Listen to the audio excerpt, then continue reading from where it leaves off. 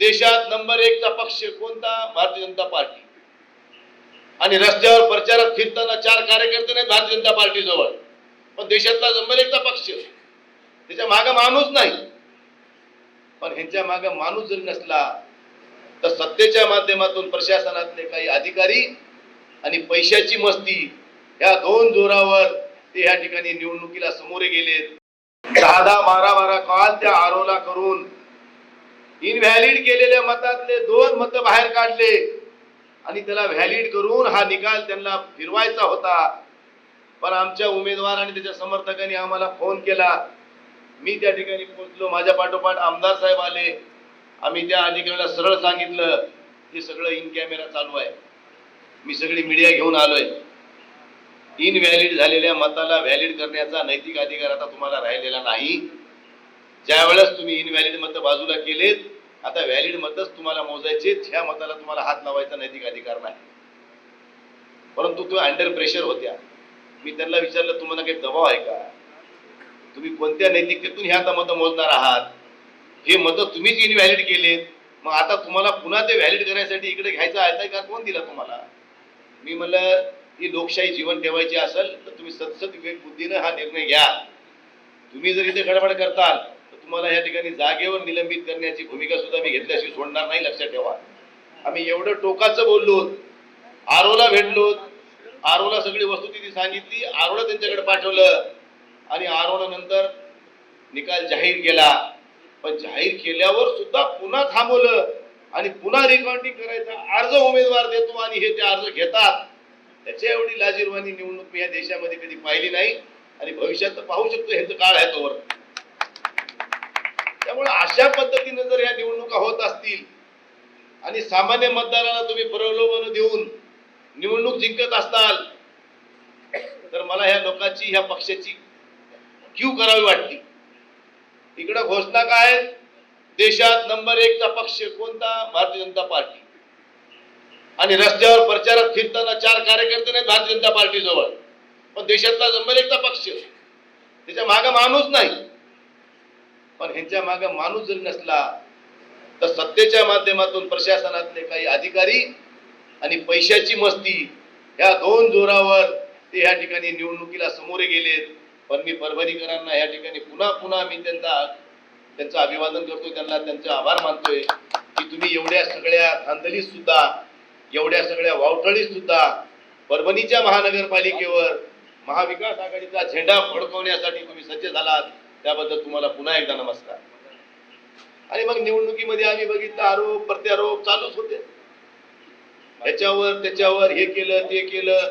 मी तुम्हाला आधी सांगितलं की समांतर पाणी पुरवठा योजनेचा पैसा केंद्र सरकारचा, अंडरग्राउंड ड्रेनेज योजनेचा पैसा केंद्र सरकारचा, दोन्ही मेडिकल कॉलेजच्या मान्यता उद्धव ठाकरेच्या काळात, ह्या दोन्ही मान्यता उद्धव ठाकरेच्या काळात, नाट्यगृहाची मान्यता उद्धव ठाकरेच्या काळात, विद्यापीठातला सायन्स पार्क उद्धव ठाकरेच्या काळातलंच, 70-30 चा कायदा रद्द केला तो उद्धव ठाकरेंनीच केला.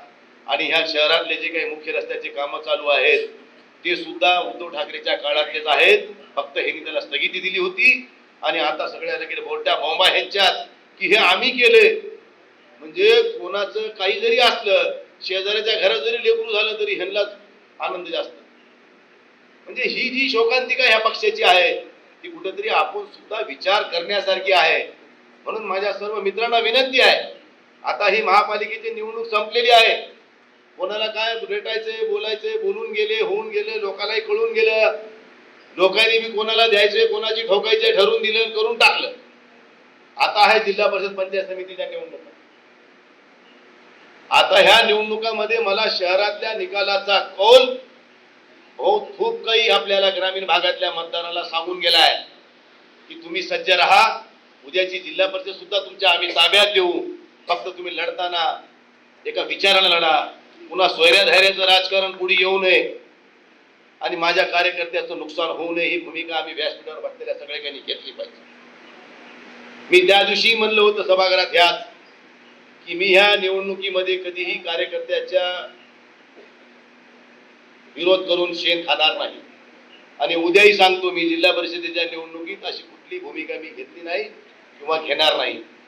परंतु प्रत्येकानं ते शिवसेनेचा असो काँग्रेसचा असो की शरदचंद्रजी पवार साहेब जर आमच्या सोबत आले तर त्यांच्या पक्षाचा असो, सगळ्या नेत्यांनी प्रामाणिकपणानं जर या ठिकाणी निवडणूक लढली, कोण निवडून येऊ शकते अशाच्या पाठीशी खंबीरपणानं उभं राहायचंय. आता नुसती ताकदवालाच आणि लोकप्रिय नेता असून बी जमत नाही, त्याला थोडं बळ बी लागतंय. चहामध्ये साखरपत्ती लागते तसं निवडणुकीमध्ये आपल्याला थोडं सगळं मिश्रण करावं लागते. त्या मिश्रणासाठी माझ्या कार्यकर्त्यांनी सुद्धा कुठेही आग्रह करू नका की मी लय चांगला आहे, मी इतक्या वर्षापासून काम करतो आणि मला तिकीट दिलंच पाहिजे. अरे बाबा, तिकीट दिले तुला देऊ आम्ही तिकीट, त्याच्याबद्दल तुझं काहीच म्हणणं नाही. तुझ्या प्रामाणिकपणाबद्दल, तुझ्या निष्ठेबद्दल आमच्या मनात कधीही शंका नव्हती, आजही नाही, उद्याही नसतात. पण आता राजकीय समीकरण बदललेत, निवडणुकीचे समीकरण बदललेत. ज्याच्याजवळ माल आहे लोक बी त्यालाच नमस्कार करायला लागलेत, अशी परिस्थिती या ठिकाणी निर्माण झाली आहे. त्यामुळे किमान आपल्याजवळ त्यांच्या एवढं जरी नसलं तरी आपल्याजवळ चाराने जरी असावेत, त्याच्याजवळ रुपया असला तरी आपण त्याची बरोबरी करू शकतो, अशी निवडणुका सध्या होऊ घातलेल्या आहेत. त्यामुळे इथं आलेला प्रत्येक माणूस निवडून आलेला हा फुकट आला नाही, त्याला 2-4 रुपये आपल्या जवळचे घातलेत. त्यामुळे ही निवडणूक वाटते तेवढ्या सोप्या केल्या नाहीत. भारतीय जनता पार्टीनं ही कार्यकर्ता एखादा कष्टानं समाजसेवा करून नावारूपाला आलाय आणि पक्षाने त्याला बळ देऊन एखाद्या मोठ्या पदावर बसवलंय, ही संकल्पना भारतीय जनता पार्टीनं संपुष्टात आणली आहे. आता तुझ्याजवळ माल आहे का तर तू ये, तू पक्षाचा निष्ठावंत आहेस का नाही आहेस, तू पक्षासाठी पापड बेललेस का नाही बेललेस, याच्याशी काही देणे घेणे नाही. माल लगाव, चुनाव लढाव, अशी परिस्थिती भारतीय जनता पार्टीने केली आहे. म्हणून आता भारतीय जनता पार्टीच्या कार्यकर्त्यांनी याच्या पुढे फक्त सतरंजा उचलायचं काम करायचं, निवडणूक लढवायचं कामच नाही करायचं. मला तर एक हसू आलं, प्रभाग क्रमांक 14 मध्ये भारतीय जनता पार्टीच्या काही समर्थकांनी आवर्जून सांगालो, भारतीय जनता पार्टीच्या काही समर्थकांनी आम्हाला काँग्रेसलाही द्यायचं नाही, राष्ट्रवादीला द्यायचं नाही, कोणाला द्यायचं नाही, आम्हाला नोटाला मारायचं. नोटाला मतं मारलीत, नोटाला सुशिक्षित लोकांनी मारलीत, प्रतिष्ठित व्यापाऱ्यांनी मारलीत. ही लाज होण्यासारखी गोष्ट आहे. अरे ही लोकशाही कशासाठी ठेवली आहे? तुम्हाला एवढा खुमखुमी होती तर उभे करायचे ना माणसं, तुम्ही नको म्हणलं होतं का तुम्हाला आम्ही? 35 जागा उभ्या गेल्या, महापौर आमचा होणार म्हणून बोंबलेत गावभर, कुठून होऊन ढकला तुमचा महापौर?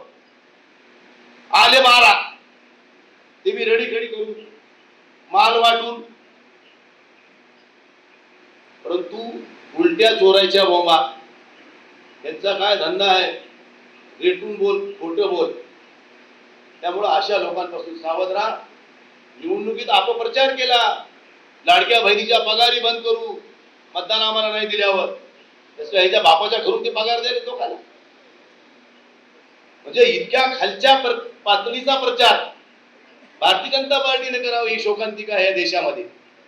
म्हणून माझी सगळ्या मतदारांना विनंती आहे, या पुढच्या कुठल्याही निवडणुका जर आम्ही एकजुटीने लढलो, आमच्यामध्ये एक वाक्यता जर आम्ही ठेवली तर ह्याला आम्ही 4 मुंड्याची केल्याशिवाय राहणार नाही, हे आपण लक्षात ठेवा. फक्त आमच्यामधला एक वाक्यता, आमच्यातली एकजूट ही कायम राहिली पाहिजे. थोडासा रुसवा फुगवा कुठं असतंय ते तुम्ही आपण कुठेतरी दूर केला पाहिजे, मनाचा मोठेपणा दाखवला पाहिजे.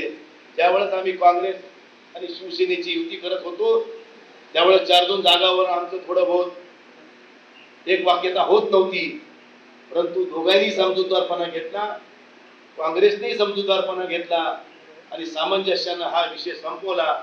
म्हणून आज आम्ही महापौर बनवण्यासाठी पात्र ठरलो. जर आम्ही सोबत बसलो नसतो तर आमचा महापौर झाला नसता, हे पण सत्य आहे. आता मी इथंच म्हणलो होतो, घडीला मतदान म्हणजे बीजेपीला मतदान, आणि ते सगळ्या लोकांनी ग्राह्य धरलं आणि त्या ठिकाणी सगळेजण एकवटले आणि त्या ठिकाणी दोन्ही पक्षाला बाजूला ठेवलं. म्हणून आपला महापौर होण्यासाठी आपण सगळेजण कारणीभूत ठरलो. या ठिकाणी सिद्धार्थ हत्ती आंबेरे मित्र आहे, परंतु आम्ही म्हणलो सिद्धार्थ भाऊ, एखादी गोष्ट इकडे तिकडे होत असते, एखादा निष्ठावंत काम करणारा कार्यकर्ता अशा वेळेस आग्रह करतो, आम्हाला सुद्धा माणसं जपायची असते, तुम्हाला सुद्धा जपायचे असते. म्हणून आमदार साहेबांनी त्यांची नाराजी दूर केली आणि त्यांना 16च्या ऐवजी 12 उमेदवार देऊन टाकला आणि त्यांचंही समाधान करून टाकलं. आणि ह्याच्या पलीकडे काय आमचं ठरलं काय आपल्या परिवारातल्या सदस्य म्हणून थोडा अति आंबेजी तरी समजून घेतलं पाहिजे.